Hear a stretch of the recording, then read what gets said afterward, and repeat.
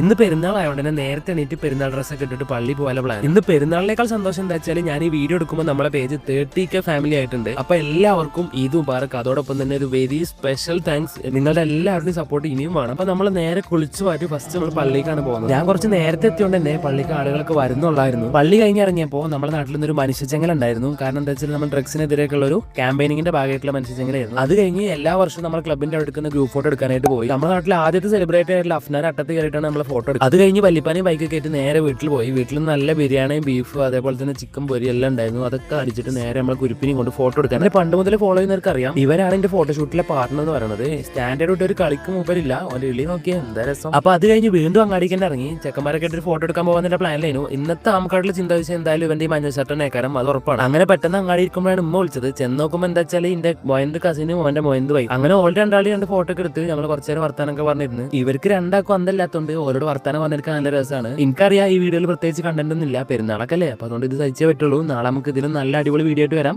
അപ്പൊ okay, by.